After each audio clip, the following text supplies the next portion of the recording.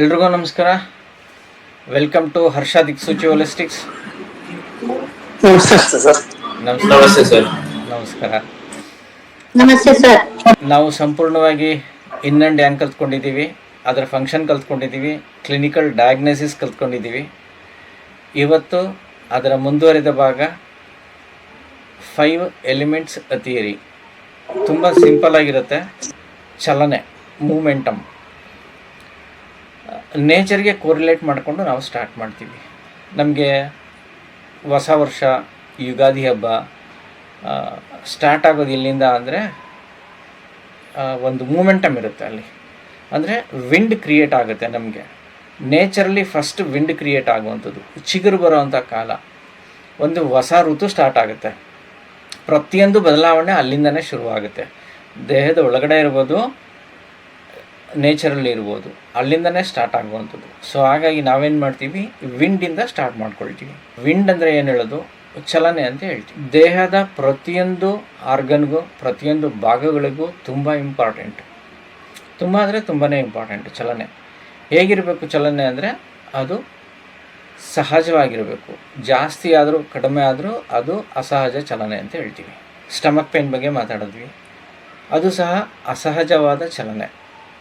ಏನಕ್ಕೆ ನಾವು ಅದನ್ನು ಆ ಪದ ಬಳಸ್ತೀವಿ ಅಂದರೆ, ಸ್ಟಮಕಲ್ಲಿ ಯಾವಾಗ ಯಾಂಗ್ ಕಡಿಮೆ ಆಗುತ್ತೆ, ಹೀಟ್ ಕಡಿಮೆ ಆಗುತ್ತೆ, ಮೂಮೆಂಟಮ್ ಕ್ರಿಯೇಟ್ ಮಾಡಿಕೊಂಡು ಮೂಮೆಂಟಮಿಂದ ಹೀಟನ್ನು ಜನ್ರೇಟ್ ಮಾಡ್ಕೊಳ್ಳುತ್ತೆ ಹೊಟ್ಟೆ. ಸೊ ಆ ಮೂಮೆಂಟ್ ಕ್ರಿಯೇಟ್ ಆದಾಗಲೇ ನಮಗೆ ಹೊಟ್ಟೆ ನೋವು ಅಂತ ಹೇಳೋದು. ಜನ್ರಲಿ ಆಗುತ್ತಾ? ಇಲ್ಲ, ಜನ್ರಲಿ ಮೂಮೆಂಟಮ್ ಇರುತ್ತೆ. ಆ ಮೂಮೆಂಟಮಲ್ಲಿ ನಮಗೆ ಹೊಟ್ಟೆ ನೋವು ಕಾಣಿಸೋಲ್ಲ. ಯಾವಾಗ ಯಾಂಗ್ ಬಿಲೋ ದ ಲೆವೆಲ್ ಬರುತ್ತೆ ಆವಾಗ ಮೂಮೆಂಟ್ ಜಾಸ್ತಿ ಮಾಡ್ಕೊಳ್ಳುತ್ತೆ ಹೊಟ್ಟೆ. ಯಾವಾಗ ಹೊಟ್ಟೆಯಲ್ಲಿ ಮೂಮೆಂಟಮ್ ಜಾಸ್ತಿ ಮಾಡ್ಕೊಳ್ಳುತ್ತೆ ಆವಾಗ ನಾವು ಪೇಯ್ನ್ ಫೀಲ್ ಮಾಡ್ಕೊಳ್ತೀವಿ. ಅಲ್ಲಿನೂ ಸಹ ಹೀಟ್ ಜನ್ರೇಟ್ ಆಗುವಂಥದ್ದನ್ನೇ. ದೇಹದ ಪ್ರತಿಯೊಂದು ಆರ್ಗನ್ನಲ್ಲೂ ಮೂಮೆಂಟಮ್ ತುಂಬ ಇಂಪಾರ್ಟೆಂಟು. ಅದು ಕರೆಕ್ಟಾಗಿರಬೇಕು ಅನ್ನೋದೇ ಕಾನ್ಸೆಪ್ಟ್. ಅದು ಜಾಸ್ತಿ ಆದರೂ ತೊಂದರೆ ಇರುತ್ತೆ, ಕಡಿಮೆ ಆದರೂ ತೊಂದರೆ ಇರುತ್ತೆ. ಇನ್ನೊಂದು ಎಕ್ಸಾಂಪಲ್, ಕೋಪ ಎಲ್ರಿಗೂ ಬರುತ್ತೆ ಅಲ್ವಾ? ಸೊ ಹೇಳಿ, ಕೋಪ ಏನಕ್ಕೆ ಬಂತು ಅಂತ ಹೇಳಿ. ಲಿವರ್ ಹೀಟ್ ಇಂದ ಬರುತ್ತೆ ಸರ್. ಎಷ್ಟೊತ್ತು ಬೇಕು ಲಿವರ್ ಹೀಟ್ ಆಗೋಕ್ಕೆ? ಲಿವರ್ ಹೀಟ್ ಆಗಿರುತ್ತೆ, ಸ್ಟೋರೇಜ್ ಇರುತ್ತೆ. ಸ್ಟಮಕ್ ಹೀಟ್ ಇದ್ರೂ ಬರುತ್ತಲ್ಲ ಸರ್. ತುಂಬಾ ಹಶ್ವಾದಾಗ, ಸ್ಟಮಕ್ ಹೀಟ್ ಇದ್ದಾಗ. ಅವಾಗ ಸ್ಟಮಕ್ ಹೀಟ್ ಆದಾಗ ಎಲ್ಲಿಗೆ ಹೋಗುತ್ತೆ? ಲಿವರ್ ಕಂಟ್ರೋಲರ್ ಯಾರು?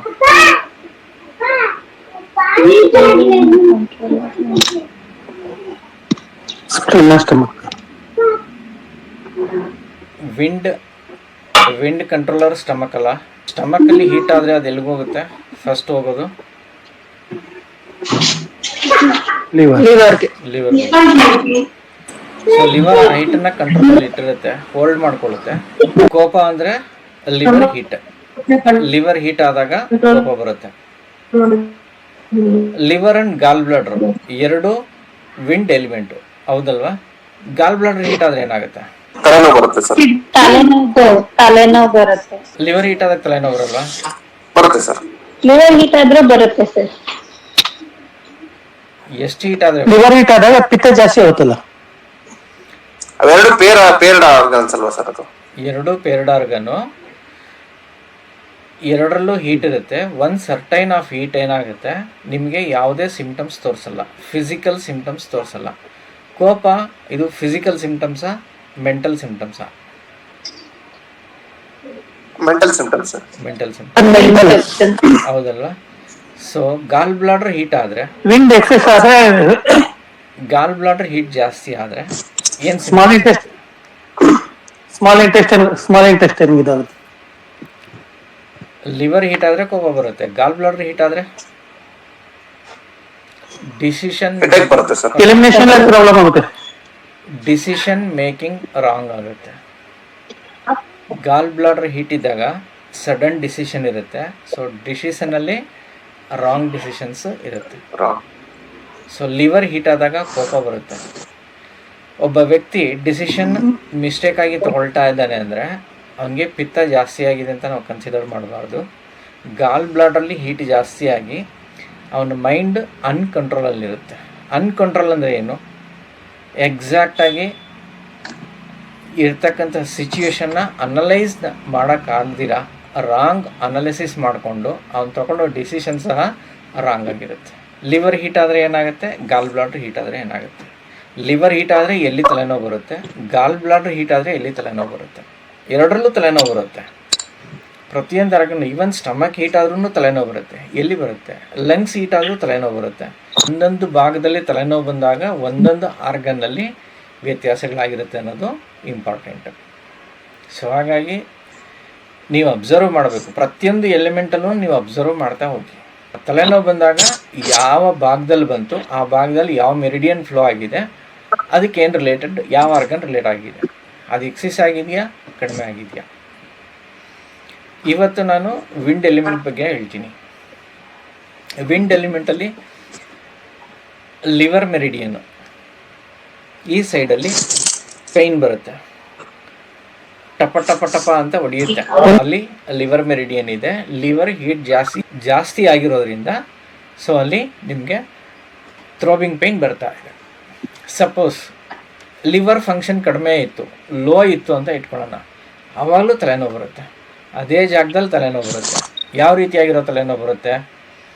ಡಲ್ ಪೈನ್ ಇರುತ್ತೆ, ಕಂಟಿನ್ಯೂಯಸ್ ಆಗಿರುತ್ತೆ, ನಿಮ್ಮ ಆ್ಯಕ್ಟಿವಿಟಿ ಡಲ್ ಆಗುತ್ತೆ, ನಿಮ್ಮ ಯೋಚನಾ ಶಕ್ತಿನೇ ಕಡಿಮೆ ಆಗುತ್ತೆ ಆ ಟೈಮಲ್ಲಿ. ಸೊ ಅದು ಲಿವರ್ ಎನರ್ಜಿ ಇಂಬ್ಯಾಲೆನ್ಸ್ ಆಗುವಂಥದ್ದು. ನಿಮ್ಮ ಗಾಲ್ ಬ್ಲಾಡರಲ್ಲಿ ಜಾಸ್ತಿ ಆಯಿತು, ಗಾಲ್ ಬ್ಲಾಡರ್ ಮೆರಿಡಿಯನ್ ಈಗ ಬಂದಿದೆಯಲ್ವಾ, ಈಗ ಹೋಗಿದೆ, ಎರಡೂ ಕಡೆನೂ ಹೋಗಿದೆ. ಈ ಗಾಲ್ ಬ್ಲಾಡರಲ್ಲಿ ಎನರ್ಜಿ ಜಾಸ್ತಿ ಆಯಿತು, ಹಾಗೂ ಸೇಮ್ ಈ ಕಡೆ ಎಲ್ಲ ಪೇನ್ ಬರುತ್ತೆ, ಅರ್ಧ ತಲೆನೋವು, ಮೈಗ್ರೇನ್ ಅಂತ ಹೇಳ್ತೀವಲ್ಲ ಅದು ಬರುತ್ತೆ. ಸೊ ಮೈಗ್ರೇನ್ ಇದೆ, ಒಂದು ಸೈಡ್ ತಲೆನೋವು ಬಂದಿದೆ ಅಥವಾ ಈ ಭಾಗದಲ್ಲಿ ತಲೆನೋವು ಬಂದಿದೆ ಅಂದರೆ ಸೊ ಗಾಲ್ ಬ್ಲಾಡರಲ್ಲಿ ಎನರ್ಜಿ ವೇರಿಯೇಷನ್ ಆಗಿರುತ್ತೆ. ಜಾಸ್ತಿ ಇದ್ದರೆ ಚೆನ್ನಾಗಿ ಹೊಡಿತಾ ಇರುತ್ತೆ, ಇಲ್ಲ ಡಲ್ ಪೇಯ್ನು ಕಂಟಿನ್ಯೂಸ್ ಆಗಿರೋವಂಥದ್ದು ಹಿಡ್ಕೊಂಡಂಗಿರುತ್ತೆ, ತಲೆ ಮೇಲೆ ಯಾರೋ ತೂಕ ಇಟ್ಟಿರೋಂಗಿರುತ್ತೆ ಆಗೋದು. ಇವತ್ತು ಸಂಪೂರ್ಣವಾಗಿ ನಾವು ಕಲಿಯೋ ಎಲಿಮೆಂಟ್ ವಿಂಡ್. ಸೊ ವಿಂಡಲ್ಲಿ ನಿಮ್ಮ ಸುಜೋಕ್ 6 ಥೆರಪಿಗೆ ಬೇಕಾಗಿರೋಷ್ಟು ಮಾಹಿತಿ ನಿಮಗೆ ಲಭ್ಯ ಆಗುತ್ತೆ. So liver and gall bladder ಏನನ್ನು ತೋರಿಸುತ್ತೆ? ಆ್ಯಂಗರು ಪ್ಲಸ್ ಎಮೋಷನ್ಸ್. ನಿಮ್ಮ ಕ್ಲಿನಿಕಲ್ ಡಯಾಗ್ನೋಸಿಸ್ಗೆ ಪೇಷಂಟ್ ಬಂದಾಗ ಅವರಲ್ಲಿ ಏನಿರುತ್ತೆ ಅನ್ನೋದು ತುಂಬ ಇಂಪಾರ್ಟೆಂಟ್. ನೀವು ಅಬ್ಸರ್ವ್ ಮಾಡಬೇಕು, ನೀವು ಕೇಳೋ ಕ್ವಶನ್ಸ್ ಇರಬೇಕು, ಆ ಕ್ವಶನ್ಸಲ್ಲಿ ಇದೆರಡನ್ನೂ ನೀವು ಅಬ್ಸರ್ವ್ ಮಾಡ್ತಾ ಹೋಗಬೇಕು.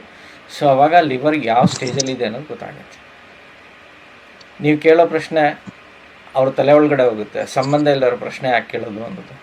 100% ಅವರಿಗೆ ಗಾಲ್ ಬ್ಲಾಡರ್ ಆ್ಯಂಡ್ ಲಿವರ್ ಎರಡೂ ಹೀಟ್ ಇರುತ್ತೆ. ಇನ್ನು ಕೆಲವರು ಒಂದು ಪ್ರಶ್ನೆ ಕೇಳಿದ್ರೆ 10 ಉತ್ತರ ಕೊಟ್ಟಿರ್ತಾರೆ, ಕೂಲ್ ಆ್ಯಂಡ್ ಕಾಮಾಗಿರ್ತಾರೆ. ಅವ್ರಿಗೇನು ಅಂದರೆ ಅವ್ರು ಹೇಳೋದು ನೀವು ಕೇಳಿಸ್ಕೊಳ್ಳೋಕೆ ರೆಡಿಯಾಗಿರಬೇಕು.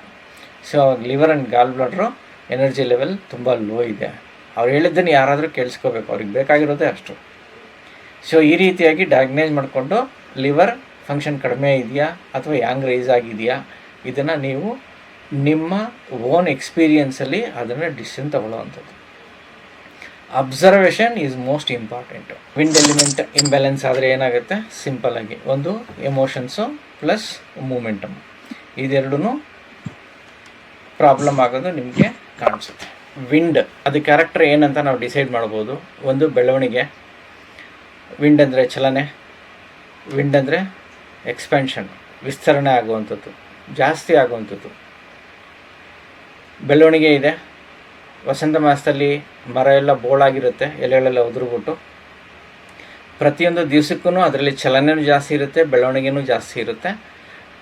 ಮರ ಚಿಕ್ಕದಾಗಿರುತ್ತೆ, ಒಣಗಿದಾಗ ಅದು ಬೆಳೀತಾ ಬೆಳೀತಾ ವಿಸ್ತಾರವಾಗಿ ಬೆಳೆಯುತ್ತೆ.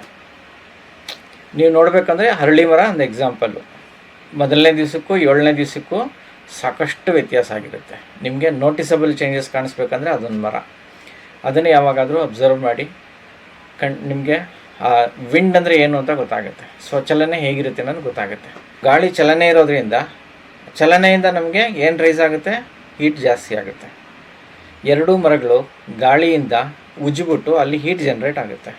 ನೀವು ಯಾವುದಾದ್ರೂ ಒಂದು ಕೋಲನ್ನು, ಸಣ್ಣ ಕೋಲನ್ನು, ಬೆಳಗ್ತಾ ಇರೋ ಕೋಲನ್ನು ಗಾಳಿಯಲ್ಲಿ ಜೋರಾಗಿ ತಿರುಗಿಸಿ ನೋಡಿ, ಅಲ್ಲಿ ಫ್ರಿಕ್ಷನ್ ಆಗಿ ಸೌಂಡ್ ಬರುತ್ತಲ್ವ?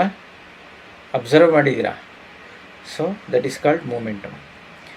ವಿಂಡ್ ಗಾಳಿಯಲ್ಲಿ ಚಲನೆ ಇರುತ್ತೆ, ಚಲನೆಯಿಂದ ನಮಗೆ 100% ಹೀಟ್ ರೈಸ್ ಆಗುತ್ತೆ. ಒಂದು ಎಲಿಮೆಂಟ್ ವಿಂಡ್ ಅಂತ ತೊಗೊಂಡಾಗಲೂ ಸಹ ಮತ್ತೆ ನಾವು 5 ಎಲಿಮೆಂಟ್ಗಳನ್ನ ಕ್ಯಾಟಗರಿ ಮಾಡ್ಕೊಳ್ತೀವಿ. ಪ್ರತಿಯೊಂದು ಎಲಿಮೆಂಟಲ್ಲೂ 5 ಎಲಿಮೆಂಟ್ ಇರುತ್ತೆ. ಆ ಎಲಿಮೆಂಟನ್ನು ಅಷ್ಟು ಡೀಪಾಗಿ ಹೋಗೋದು ಬೇಡ. ಈಗ ಫಸ್ಟ್ ನಾವು 5 ಎಲಿಮೆಂಟ್ಸಲ್ಲಿ ವಿಂಡ್ ತೊಗೊಂಡಿದ್ದೀವಿ. ವಿಂಡ್ ಬಗ್ಗೆ ಸಂಪೂರ್ಣವಾಗಿ ಮಾಹಿತಿ ತಗೊಳ್ಳೋಣ. ನಿಮ್ಮ ದೇಹದಲ್ಲಿ ಪ್ರತಿಯೊಂದು ಆರ್ಗನ್ಗೂ, ಪ್ರತಿಯೊಂದು ಮಸಲ್ಸ್ಗೂ, ಪ್ರತಿಯೊಂದು ನರ್ವ್ಸ್ಗೂ ಮೂಮೆಂಟಮ್ ಬೇಕಲ್ವಾ? ಮೂಮೆಂಟಮ್ ಬೇಕು, ಹೀಟ್ ಬೇಕು. ಸೊ ಮೂಮೆಂಟಮ್ ಬೇಕು ಅಂದರೆ ಇಂಪಾರ್ಟೆಂಟ್ ಆರ್ಗನ್ ಯಾವುದಾಗುತ್ತೆ ನಮ್ಗೆ ಅವಾಗ? Liver and gall bladder. ನಿಸರ್ಗದಲ್ಲಿ ವಸಂತ ಋತುನೇ ಬರಲಿಲ್ಲ ಅಂದರೆ ಮುಂದಿನ ಋತುಗಳು ನಿಮಗೆ ಸಿಕ್ಕಲ್ಲ. ಗಿಡ ಚಿಗುರಲಿಲ್ಲ ಅಂದರೆ ಹೂವು ಬಿಡಲ್ಲ, ಕಾಯಿ ಆಗಲ್ಲ, ಹಣ್ಣು ಆಗಲ್ಲ. ಸೊ ಆಯಾ ಋತುವಿನಲ್ಲಿ ಅದರ ಬೆಳವಣಿಗೆ ಇದ್ದಾಗ ಮಾತ್ರ ನಮಗೆ ಪೂರ್ಣ ಪ್ರಮಾಣದಲ್ಲಿ ಸಿಕ್ಕುವಂಥದ್ದು. ಸೊ ನಮ್ಮ ದೇಹದಲ್ಲಿ ಯಾಕೆ ಫಸ್ಟು ಅದನ್ನು ಇಂಪಾರ್ಟೆಂಟ್ ಅಂತ ಹೇಳಿದೆ ಅಂದರೆ, ನಿಮ್ಮ ದೇಹಕ್ಕೆ ಚಲನೆ ಇರಬೇಕು. ಚಲನೆ ಸೃಷ್ಟಿಯಾಗೋಷ್ಟು ಶಕ್ತಿ ಇದ್ದರೆ ಮಾತ್ರ ಆ ಚಲನೆ ಎಲ್ಲಿಗೆ ಹೋಗುತ್ತೆ? ಮುಂದೆ ಹಾರ್ಟ್ಗೆ ಹೋಗುತ್ತೆ. ಆ ಹಾರ್ಟಿಗೆ ಚಲನೆ ಹೋಗಿದ್ದಕ್ಕೆ ಹಾರ್ಟ್ ಪಂಪಿಂಗ್ ಮಾಡೋಕ್ಕೆ ಸಾಧ್ಯ ಆಯಿತು. ಸೊ ಹಾಗಾಗಿ ಇಂಪಾರ್ಟೆಂಟ್ ಆರ್ಗನ್ ಯಾವುದು ಅಂದರೆ ಲಿವರ್ ಆ್ಯಂಡ್ ಗಾಲ್ ಬ್ಲಾಡರ್. ಗಾಳಿ ಎಲ್ಲ ಕಡೆ ಇದೆ, ನಾವು ಉಸಿರಾಡ್ತಾ ಇದ್ದೀವಲ್ವ. ಒಂದೊಂದು ಸರಿ ಸಡನ್ನಾಗಿ ಗಾಳಿ ಬರುತ್ತೆ, ಜೋರಾಗುತ್ತೆ ಗಾಳಿ, ಕರೆಕ್ಟ್ ಅಲ್ವಾ? ಸೊ ನಿಸರ್ಗದಲ್ಲಿ ಗಾಳಿ ಅವಾಗವಾಗ ಜೋರಾಗುತ್ತೆ. ಯಾವಾಗ ಜೋರಾಗುತ್ತೆ ಅಂತ ಗೊತ್ತಾಗಲ್ಲ. ನಮಗೂ ಕೋಪ ಬರುತ್ತೆ, ಯಾವಾಗ ಬರುತ್ತೆ ಅಂತ ಗೊತ್ತಾಗಲ್ಲ. ಯಾವಾಗ ಬೇಕಾದರೂ ವಿಂಡ್ ರೈಸ್ ಆಗಿರ್ಬೋದು. ಕೋಪ ಮಾಡ್ಕೊಳ್ಳೋಕ್ಕೆ ಅಲ್ಲದೆ ಇರೋಂಥ ವಿಷಯನೂ ಸಹ ಕೋಪ ಬರ್ಸುತ್ತೆ. ಅಂದರೆ ಆ ಕ್ಷಣದಲ್ಲಿ ಅವರಲ್ಲಿ ವಿಂಡ್ ರೈಸ್ ಆಗಿರುವಂಥದ್ದು. ನೀವು ಪೇಷಂಟ್ನ ಕ್ವಶನ್ ಕೇಳಬೇಕಾದ್ರೆ ಅವ್ರಿಗೆ ಮುಖದಲ್ಲಿ ಬರುತ್ತೆ. ಹೀಲರ್ ಅಂತ ಅವ್ರು ಕಂಟ್ರೋಲ್ ಮಾಡ್ತಾರೆ. ಅವ್ರ ಮುಖದಲ್ಲಿ ನೀವು ಅಬ್ಸರ್ವ್ ಮಾಡಿದಾಗ ಅವ್ರಿಗೆ ಕೋಪ ಬರೋದು ಗೊತ್ತಾಗುತ್ತೆ. ಸೊ ಅವರ ಮೇಯ್ನ್ ಕಲ್ಪ್ರೇಟೆಡ್ ಆರ್ಗನ್ ಯಾವುದು ಅಂದರೆ wind and gall bladder. So treat with wind and gall bladder. First treat ಮಾಡಿ, ಬೇರೆ ಆರ್ಗನ್ನ ಟಚ್ ಮಾಡಬೇಡಿ, ಬೇರೆ ಕಾಯಿಲೆ ನೋಡಲೇಬೇಡಿ ಅವರಿಗೆ. ಫಸ್ಟು ಅದನ್ನು ಬ್ಯಾಲೆನ್ಸ್ ಮಾಡಿದ್ರೆ ನೆಕ್ಸ್ಟು ಪ್ರತಿಯೊಂದನ್ನು ಅವರು ಒಂದೊಂದಾಗಿ ಹೊರಗಡೆ ಹಾಕ್ತಾರೆ ವಿಷಯಗಳನ್ನ. ಅದರ್ವೈಸ್ ಯಾವ ವಿಷಯನೂ ನಿಮ್ಗೆ ಹೇಳೋದೇ ಇಲ್ಲ. ಅವ್ರದ್ದೇ ಆಗಿರ್ತಕ್ಕಂತಹ ಕ್ಯಾಲ್ಕುಲೇಷನಲ್ಲಿ ಕೂತ್ಕೊಂಡು ಅವರು ನಿಮ್ಮ ಜೊತೆ ಕಮ್ಯುನಿಕೇಟ್ ಮಾಡ್ತಾ ಇರ್ತಾರೆ. ಸೊ ಹಾಗಾಗಿ ಪ್ರತಿಯೊಂದು ಪೇಷಂಟನ್ನು ಅಬ್ಸರ್ವ್ ಮಾಡಿ, ಪೇಷಂಟಲ್ಲಿ ಏನು ಜಾಸ್ತಿ ಇದೆ, ಏನು ಕಡಿಮೆ ಇದೆ, ಅದನ್ನೇ ನಾನು ಆಗಲೇ ಹೇಳಿದ್ದು. ಇನ್ ಆ್ಯಂಡ್ ಯಾಂಗನ್ನು ನೀವು ಅಬ್ಸರ್ವೇಷನಲ್ಲಿ ಬದಲಾಯಿಸ್ಕೊಳ್ತಾ ಹೋಗಬೇಕು. ಲಿವರ್ ಏನು ಮಾಡುತ್ತೆ? ನಮ್ಮ ಚಲನೆ ಅಂತ ಹೇಳಿದ್ವಲ್ಲ. ಸೊ ನಮ್ಮ ದೇಹದಲ್ಲಿ ಶಕ್ತಿ ಇದೆ, ಆ ಶಕ್ತಿನ ಚಲನೆ ಮಾಡುತ್ತೆ. ಎಲ್ಲಿ ಶಕ್ತಿ ಉತ್ಪತ್ತಿ ಆದ್ರೂ ಆ ಶಕ್ತಿ ದೇಹದ ಪ್ರತಿಯೊಂದು ಭಾಗಕ್ಕೂ ಅದು ತಗೊಂಡೋಗುವಂಥದ್ದು. ಶಕ್ತಿ ಅಂದರೆ ಏನು? ನಾವು ಕನ್ನಡದಲ್ಲಿ ಶಕ್ತಿ ಅಂತೀವಿ, ಇಂಗ್ಲೀಷಲ್ಲಿ ಎನರ್ಜಿ ಅಂತೀವಿ. ಎನರ್ಜಿ ಅಂದರೆ ಯಾವುದಕ್ಕೆ ನಾವು ಎನರ್ಜಿ ಅಂತೀವಿ? Yin is also energy, yang is also energy. So ಎಷ್ಟು ವೆರೈಟಿ ಇನ್ ಇದೆ, ಎಷ್ಟು ವೆರೈಟಿ ಯಾಂಗ್ ಇದೆ? 6 ವೆರೈಟಿ ಇನ್ ಇದೆ, 6 ವೆರೈಟಿ ಯಾಂಗ್ ಎನರ್ಜಿ ಇದೆ. ಫೈನಲಿ ನಾವೇನು ಹೇಳೋದು? All energy is one energy. Energy black ಆದರೆ ಮೂಮೆಂಟಮ್ ಕಡಿಮೆ ಆಯಿತು. ಮೂಮೆಂಟಮ್ ಕರೆಕ್ಟಾಗಿದ್ದಾಗ ಎನರ್ಜಿ ಫ್ಲೋ ಚೆನ್ನಾಗಿರುತ್ತೆ. ಬಾಡಿಯಲ್ಲಿ ಎನರ್ಜಿ, ಅದು ಇನ್ ಎನರ್ಜಿ ಬ್ಲಾಕ್ ಆಗಲಿ, ಯಾಂಗ್ ಎನರ್ಜಿ ಬ್ಲಾಕ್ ಆಗಲಿ, whether it may be kidney energy, or it may be heart energy, or it may be stomach energy. Energy blockage ಆದರೆ flow ಅಂದರೆ wind ಕಡಿಮೆ ಆಗಿದೆ ಅಂತ ತಿಳ್ಕೊಳ್ಳಿ. ಅಕಸ್ಮಾತ್ ಬ್ಲಾಕೇಜ್ ಆಗಿದೆಯಾ, ವಿಂಡ್ ಪೂರ್ತಿ ನಿಂತೋಗಿದೆ, ಪೂರ್ತಿ ಕಡಿಮೆ ಆಗಿದೆ, ನಮ್ಮ ದೇಹಕ್ಕೆ ಎಷ್ಟು ಬೇಕೋ ಅಷ್ಟು ಸಿಗ್ತಾ ಇಲ್ಲ, ಸ್ಲೋ ಆಗಿದೆ, ವಿಂಡ್ ಇದೆ, ಸ್ಲೋ ಆಗಿ ನಡೀತಾ ಇದೆ, ದ ಮೂಮೆಂಟಮ್ಮೇ ಕಡಿಮೆ ಇರುತ್ತೆ ಆವಾಗ. ಸೊ ವಿಂಡ್ ಎನರ್ಜಿ ತುಂಬ ಕಡಿಮೆ ಇರುತ್ತೆ ಅದು. ಸೊ ಅದನ್ನು ಟ್ರಿಗರ್ ಮಾಡಬೇಕಂದ್ರೆ ಏನು ಮಾಡಬೇಕು? ಇನ್ ರೈಸ್ ಮಾಡಬೇಕಾ, ಯಾಂಗ್ ರೈಸ್ ಮಾಡಬೇಕಾ, ಅಥವಾ ಇನ್ ಆ್ಯಂಡ್ ಯಾಂಗ್ ಚೆನ್ನಾಗಿದ್ದು ಫಿಸಿಕಲ್ ಬಾಡಿನ ರೈಸ್ ಮಾಡಬೇಕಾ? ಇವನ್ನೆಲ್ಲನೂ ನೀವು ಪೇಷಂಟ್ ಸಿಮ್ಟಮ್ಸ್ ಮೇಲೆ ಡಿಸೈಡ್ ಮಾಡುವಂಥದ್ದು. ಯೂಶ್ವಲಿ ಸಿಮ್ಟಮ್ಸನ್ನು ಹೇಗೆ ಡಯಾಗ್ನೈಸ್ ಮಾಡೋವಂಥದ್ದು? ಪೇಷಂಟ್ ನಿಮಗೆ ಪೇಯ್ನ್ ಇದೆ ಅಂತ ಹೇಳ್ತಾರೆ, ಎಕ್ಸಾಂಪಲ್. ಸೊ ಪೇಯ್ನ್ ಯಾವ ಥರ ಪೇಯ್ನ್ ಇದೆ? ಡಲ್ ಪೇಯ್ನ್ ಇರುತ್ತೆ, ಯಾವಾಗಲೂ ಪೇಯ್ನ್ ಹೋಲ್ಡ್ ಆದಂಗೆ ಇರುತ್ತೆ ನನಗೆ. ಸೊ ಡಲ್ ಪೇಯ್ನು ಹೋಲ್ಡ್ ಆಗಿರೋವಂಥದ್ದು, ಹಿಡ್ಕೊಂಡಿದೆ, ನನಗನ್ಸುತ್ತೆ ಅದು ನನ್ನ ಮೊಣಕಾಲು ಸ್ಟಿಫ್ ಆಗಿದೆ ಅಂತ ಅನಿಸುತ್ತೆ. ಪೇಯ್ನ್ ಇಲ್ಲ, ಓಡಾಡ್ಬೇಕಾದ್ರೆ ನನಗೆ ಡಿಸ್ಕಂಫರ್ಟ್ ಅನಿಸುತ್ತೆ. ಸೊ ವಿಂಡ್ ಏನಾಗಿದೆ ಅಲ್ಲಿ? ಕಡಿಮೆ ಆಗಿದೆ. ಸೊ ವಿಂಡ್ ಎನರ್ಜಿ ಬ್ಲಾಕ್ ಆಗಿರುತ್ತೆ. ಸೊ ಡಲ್ ಪೇಯ್ನ್ ಇದ್ದಾಗ, ಮೂಮೆಂಟಮ್ ಸ್ಲೋ ಇದ್ದಾಗ ಸೊ ವಿಂಡ್ ಕಡಿಮೆ ಆಗುತ್ತೆ. ಪೇಯ್ನ್ ಜಾಸ್ತಿ ಇರುತ್ತೆ, ಟ್ರಿಗರ್ ಆಗುತ್ತೆ, ಪೇಯ್ನ್ ತಡ್ಕೊಳ್ಳೋಕ್ಕೆ ಆಗದಿರೋಷ್ಟು ಪೇಯ್ನ್ ಇರುತ್ತೆ. ಎಕ್ಸಾಂಪಲ್ ನೀ ಪೇಯ್ನೇ ತೊಗೊಳ್ಳಿ. ಸೊ ನೀ ಪೇಯ್ನ್ ಜಾಸ್ತಿ ಆದರೆ ಏನಾಗುತ್ತೆ, ಸೊ ಅಲ್ಲಿ ವಿಂಡ್ ಚಲನೆ ಜಾಸ್ತಿ ಆಗುತ್ತೆ. ಸೊ ಚಲನೆ ಜಾಸ್ತಿ ಆಗೋದ್ರಿಂದ ಏನಾಗುತ್ತೆ, ಗಾಳಿ ಜಾಸ್ತಿ ಇದ್ದರೆ ಮರದಲ್ಲಿರೋ ಹಣ್ಣುಗಳು ಉದುರೋಕ್ಕೆ ಸ್ಟಾರ್ಟ್ ಆಗುತ್ತೆ. ಕರೆಕ್ಟಾ?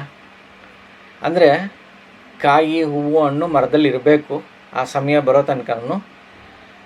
ಆ ಸಮಯ ಬರೋದ್ರಲ್ಲಿ, ಆ ಸಮಯ ಬರೋ ಮುಂಚೆನೇ ಯಾವಾಗ ವಿಂಡ್ ಜಾಸ್ತಿ ಆಗುತ್ತೆ, ಗಾಳಿ ಜಾಸ್ತಿ ಆದಾಗ ಹೂವು, ಹಣ್ಣು, ಕಾಯಿ ಹೆಂಗೆ ಉದುರೋಗುತ್ತೆ, ಆವಾಗ ನಮಗೆ ಫಲ ಸಿಕ್ಕಲ್ವಲ್ಲ. ಅದೇ ರೀತಿಯಾಗಿ ನಮ್ಮ ದೇಹದಲ್ಲಿ ವಿಂಡ್ ಜಾಸ್ತಿ ಆದಾಗ, ನೀ ಪೇಯ್ನ್ ಅಂತ ತಗೊಂಡಾಗ ಮೊಣಕಾಲಲ್ಲಿ ನಮಗೇನು ನಿಂತ್ಕೋಬೇಕಾಗಿತ್ತು, ಮೊಣಕಾಲಲ್ಲಿ ಏನು ಜೆಲ್ಲು ಮತ್ತು ಮಸಲ್ಸು, ಟೆಂಡನ್ನು ಹೇಗೆ ಎನರ್ಜೆಟಿಕ್ ಆಗಿರಬೇಕಾಗಿತ್ತು, ಆ ಎನರ್ಜಿ ಆ ಜಾಗದಲ್ಲಿ ನಿಂತ್ಕೊಳ್ದಿರ ಬೇರೆ ಕಡೆಗೆ ಮೂವ್ ಆಗಿಬಿಡುತ್ತೆ. ಸೊ ಆ ರೀತಿ ಮೂವ್ ಆಗೋದ್ರಿಂದ ಏನಾಗುತ್ತೆ, ಪೇಯ್ನು ಜಾಸ್ತಿ ಆಗುತ್ತೆ. ವಿಂಡ್ ಜಾಸ್ತಿ ಆದಾಗಲೂ ಸಹ ನಮ್ಮ ದೇಹದ ಪ್ರತಿಯೊಂದು ಭಾಗಗಳಲ್ಲೂ ಸಹ ಪೇಯ್ನ್ ಕಾಣಿಸ್ಕೊಳ್ಳುತ್ತೆ. ಯಾಕೆ ಪೇಯ್ನ್ ಕಾಣಿಸ್ಕೊಳ್ಳುತ್ತೆ ಅಂದರೆ, ಸರಿಯಾದ ಜಾಗದಲ್ಲಿ ಸರಿಯಾಗಿ ಪ್ರೊವೈಡ್ ಆಗೋದಿಲ್ಲ. ಮೂಮೆಂಟಮ್ ಜಾಸ್ತಿ ಆಗುತ್ತೆ. ಸೊ ಯಾಂಗ್ ರೈಸ್ ಆಗುತ್ತೆ. ಯಾಂಗ್ ರೈಸ್ ಆದಾಗ ಬಾಡಿ ಪೇಯ್ನ್ ಸಹಜವಾಗಿ ಬರುತ್ತೆ. ಜಾಯಿಂಟ್ ಪೇಯ್ನ್ಸ್ ಇರ್ಬೋದು ಅಥವಾ ಬಾಡಿ ಪೇಯ್ನ್ಸು ಇರ್ಬೋದು. ಲಿವರ್ ಅಂದರೆ ಎನರ್ಜಿ, ಮೂಮೆಂಟಮ್. ಕಡಿಮೆ ಆದರೆ ಡಲ್ಲಾಗಿರ್ತೀವಿ, ಜಾಸ್ತಿ ಆದರೆ ಟ್ರಿಗರ್ ಆಗುತ್ತೆ, ಪೇಯ್ನ್ ಜಾಸ್ತಿ ಆಗುತ್ತೆ. ಸೇಮ್ ನಮ್ಮ ನಿಸರ್ಗದಲ್ಲಿ ಏನೇನು ನಡೆಯುತ್ತೆ, ಬದಲಾವಣೆಗಳು ನಡೆಯುತ್ತೆ, ಅದೇ ಥರ ಬದಲಾವಣೆಗಳನ್ನ ನಮ್ಮ ದೇಹದಲ್ಲೂ ನಾವು ನೋಡ್ಕೋಬೇಕು. ನಿಸರ್ಗದಲ್ಲಿ ಆಗ್ತಕ್ಕಂಥ ಬದಲಾವಣೆ ನಿಮ್ಮ ದೇಹದಲ್ಲೂ ನಡಿಬೇಕು. ಆ ನಡೀತಾ ಇದ್ದರೆ ಮಾತ್ರನೇ ನೀವು ಆರೋಗ್ಯವಾಗಿ ಇರ್ತೀರಾ ಅನ್ನೋದು ನೀವು ಅರ್ಥ ಮಾಡ್ಕೋಬೇಕು. ನಿಮ್ಮ ಬಾಡಿ ರಚನೆ ಹೇಗಿದೆ ಅಂತ ನೋಡ್ಕೊಳ್ಳಿ. ತುಂಬ ಕಂಫರ್ಟಬಲಾಗಿ ಕೂತಿದ್ದೀನಿ, ಲೈಟಾಗಿದೆ, ಆರಾಮಾಗಿ ಕೂತಿದ್ದೀನಿ ಅಂದರೆ ವಿಂಡ್ ಕರೆಕ್ಟಾಗಿದೆ ಅಂತ. ನಿಮ್ಮ ಬಾಡಿ ಹೆವಿಯಾಗಿದೆ, ಡಿಸ್ಕಂಫರ್ಟ್ ಫೀಲ್ ಆಗ್ತಾಯಿದೆ ನನಗೆ, ಸೊ ನಿಮ್ಮ ಎನರ್ಜಿ ಲೆವೆಲ್ ಲೋ ಆಗಿದೆ ಅಂತ.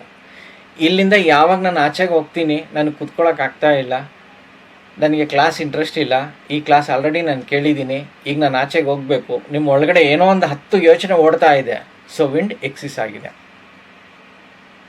ನಿಮ್ಮನ್ನು ನೀವು ಅಬ್ಸರ್ವ್ ಮಾಡಿಕೊಂಡ್ರೆ ನಿಮ್ಮ ಬಾಡಿಯಲ್ಲಿ ಒಂದು ಎಲಿಮೆಂಟ್ ಏನಾಗಿದೆ ಅನ್ನೋದು ನೀವು ಚೆನ್ನಾಗಿ ಅರ್ಥ ಮಾಡ್ಕೋಬೋದು. ಲಿವರ್ ಫಂಕ್ಷನ್ ಏನು, ಶೇಖರಣೆ ಮಾಡುವಂಥದ್ದು. ನೀವೆಲ್ಲ ಕೇಳಿರ್ಬೋದು, 1.2 ಲೀಟರ್ಸ್ ಬ್ಲಡ್ ಇರುತ್ತೆ, 1.1 ಲೀಟ್ರಷ್ಟು ಬ್ಲಡ್ ಇರುತ್ತೆ ಲಿವರಲ್ಲಿ. ಬ್ಲಡ್ ಅಂದರೆ it is not direct blood in, ಅದು ಬ್ಲಡ್ ಆಗಿ ಕನ್ವರ್ಟ್ ಆಗುತ್ತೆ ಆಮೇಲೆ.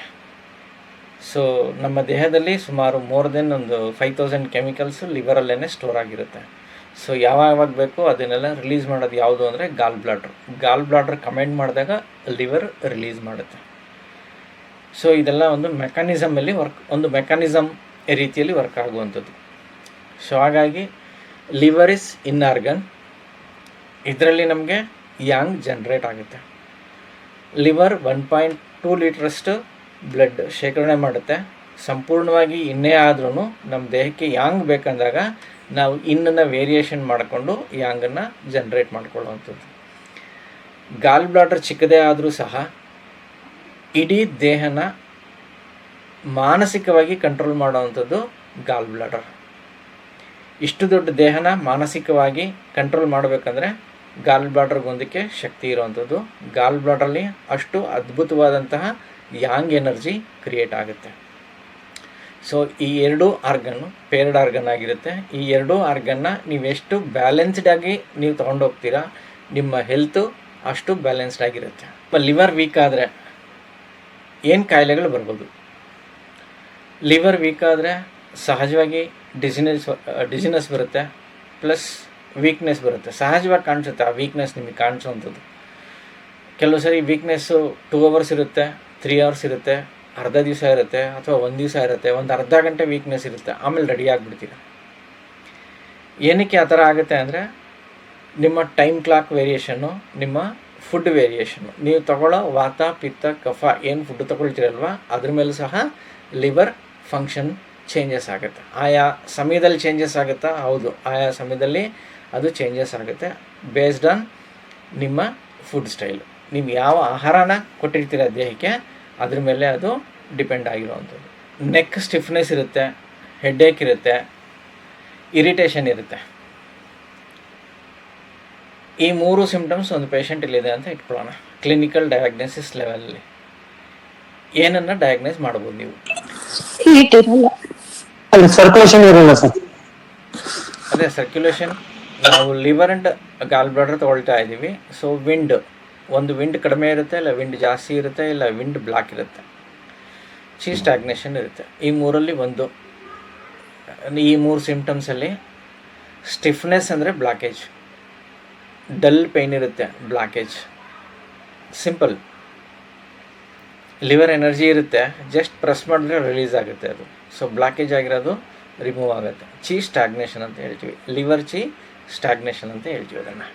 ಪರ್ಫೆಕ್ಟ್ ಡಿಸಿಷನ್ ಮೇಕಿಂಗ್ ಇರುತ್ತೆ, ಧೈರ್ಯ ಇರುತ್ತೆ ಒಬ್ಬ ವ್ಯಕ್ತಿಗೆ. ನನಗಿಂತ ಸ್ವಲ್ಪ ಜಾಸ್ತಿನೇ ಇದೆ ಅಂತ ಅನಿಸುತ್ತೆ ಆ ವ್ಯಕ್ತಿನ ನೋಡಿ. ಏನಾಗಿರುತ್ತೆ? ಇದೆರಡೇ ಎಲಿಮೆಂಟಲ್ಲಿ ನಾವು ಮಾತಾಡೋದು ಇವತ್ತು. ವಿಂಡ್ ಎಕ್ಸೆಸ್ ಇರುತ್ತೆ ಸರ್, ಫಾಸ್ಟ್ ಆಗಿರ್ತಾರೆ. ಯಾವ್ದಿರುತ್ತೆ? ನನಗೆ ವಿಂಡ್ ಎಕ್ಸೆಸ್.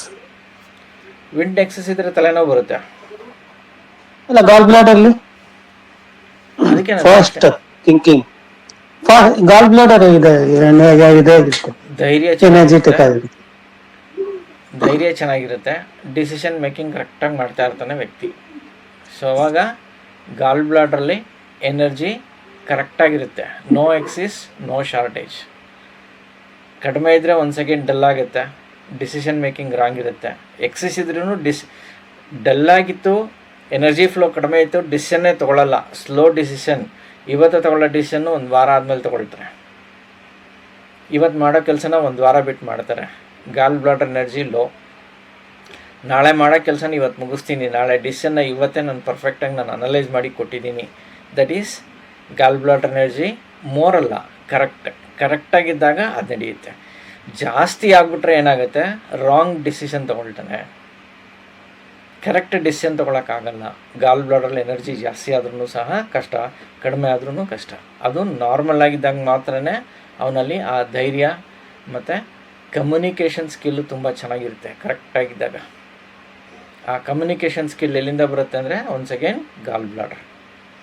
ಸೊ ಈ ರೀತಿಯಾಗಿ ಪ್ರತಿಯೊಂದು ಆರ್ಗನನ್ನು ಪ್ರತಿಯೊಂದು ಸಿಂಪ್ಟಮ್ಸ್ಗೂ ಲಿಂಕ್ ಆಗಿರುತ್ತೆ. ಸೊ ನೀವು ಪೇಷಂಟ್ ಜೊತೆ ಕಮ್ಯುನಿಕೇಟ್ ಮಾಡಬೇಕಾದ್ರೆ ಅವ್ರು ಯಾವ ರೀತಿ ಕಮ್ಯುನಿಕೇಟ್ ಮಾಡ್ತಾ ಇದ್ದಾರೆ ಅನ್ನೋದನ್ನ ಸ್ಪೆಸಿಫಿಕ್ಕಾಗಿ ನೀವು ಅನಲೈಸ್ ಮಾಡೋವಂಥದ್ದು ಇಂಪಾರ್ಟೆಂಟು. ನಾನಾಗಲೇ ಹೇಳಿದೆ, ಗಾಲ್ ಬ್ಲಾಡರ್ ವೀಕ್ ಇದ್ದರೆ ಏನಾಗುತ್ತೆ?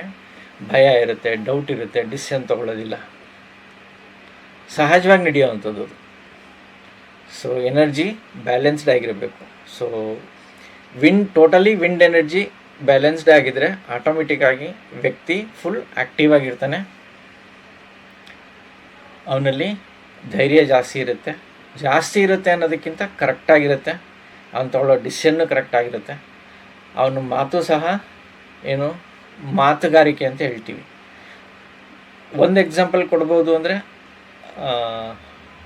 ಚಕ್ರವರ್ತಿ ಸೂಲಿಬೆಲೆ ಅವ್ರ ಭಾಷಣಗಳನ್ನ ಕೇಳಿರ್ಬೋದು ನೀವು, ಇಲ್ಲಾಂದರೆ ಕೇಳಿ. ಸೊ ಚಕ್ರವರ್ತಿ ಸೂಲಿಬೆಲೆ ಅವರು ನಿಜ ಹೇಳ್ತಾರೆ, ಸುಳ್ಳು ಹೇಳ್ತಾರೆ, ನಾನು ಅನಲೈಸ್ ಮಾಡೋಕ್ಕಾಗಲ್ಲ ನನಗೆ. ಬಟ್ ನಾನೇನು ಹೇಳ್ತೀನಿ, ಸುಳ್ಳು ಹೇಳಿದ್ರು ಸತ್ಯ ಹೇಳಿದ್ರು ದ ವೇ ಆಫ್ ಸ್ಪೀಚ್ ಇದೆಯಲ್ವಾ, ಅವ್ರು ಹೇಗೆ ಡೆಲಿವರಿ ಕೊಡ್ತಾರಲ್ವ, ಆ ಡೆಲಿವರಿಯಲ್ಲಿರೋ ಕಾನ್ಫಿಡೆನ್ಸ್ ಇದೆಯಲ್ವಾ, ಇದು ಸುಳ್ಳು ಇದು ನಿಜ ಅಂತ ನಿಮ್ಮ ಕೈಲಿ ಅದನ್ನು ಡಿಸಿಷನ್ ಮಾಡೋಕ್ಕಾಗೋದೇ ಇಲ್ಲ. ಅಂದರೆ ಅವರಲ್ಲಿ ಅಷ್ಟು ಆತ್ಮವಿಶ್ವಾಸ ಇದೆ, ಧೈರ್ಯ ಇದೆ.